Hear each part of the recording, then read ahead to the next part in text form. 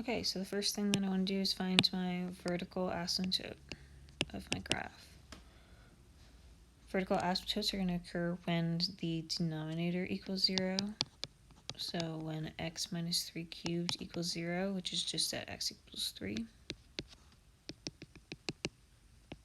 So here is my vertical asymptote.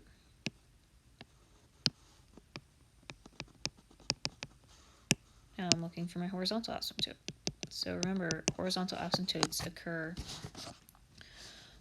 basically we want to know what happens to f of x when x gets really large or really small. So when x is going to infinity, what is f of x going to?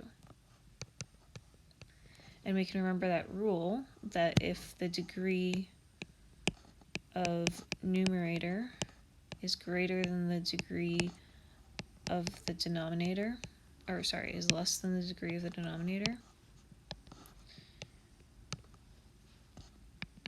then our horizontal asymptote is going to be 0. So ours is going to be 0 because our degree of the numerator is 1 and our degree of the denominator is 2. So our horizontal asymptote is going to be equal to 0. This makes sense because say we started plugging in huge numbers here, like say we did 1,000 for x.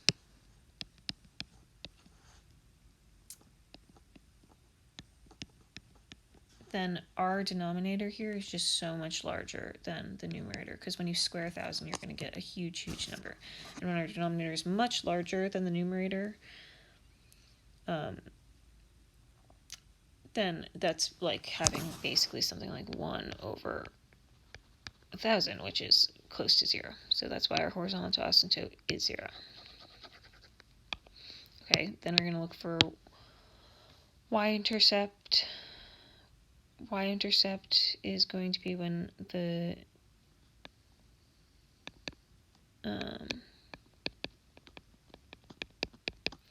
when x equals 0. So I'm going to plug in x equals 0.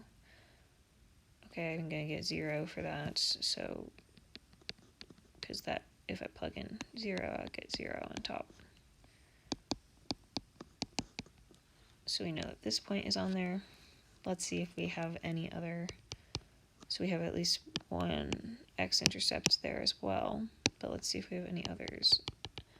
X-intercept is when the numerator is equal to 0, so 2x equals 0, x equals 0. Okay, great. So this is our x and our y-intercept.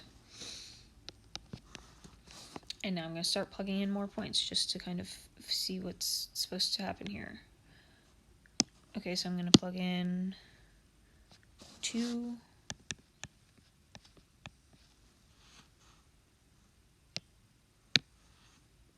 And for when x equals 2,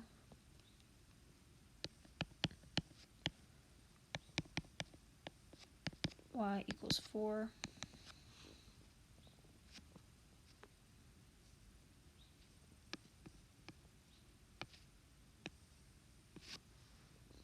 I'm going to plug in -1.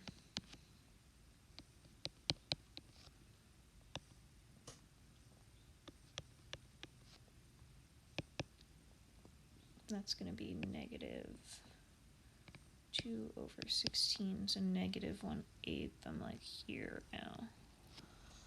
And let's try -2, just to make sure that we're headed towards that horizontal asymptote.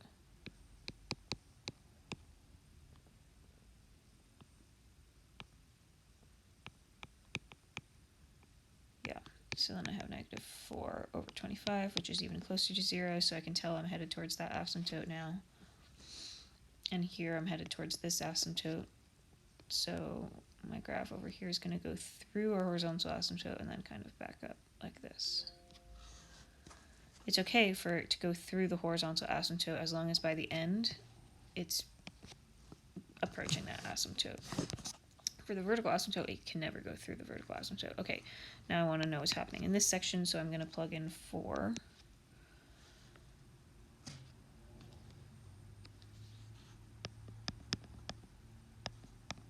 And I get 8. So kind of like up here.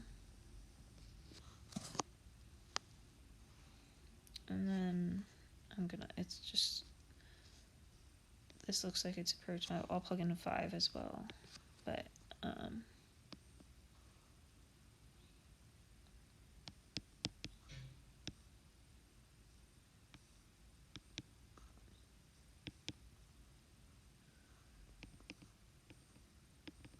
so this is slightly, when I plug in 5, I get something slightly smaller, so it's gonna kind of look like this.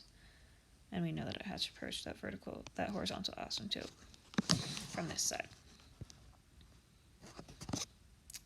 You can plug in more points over here to prove that to yourself, but generally this would be a good graph for your for this answer.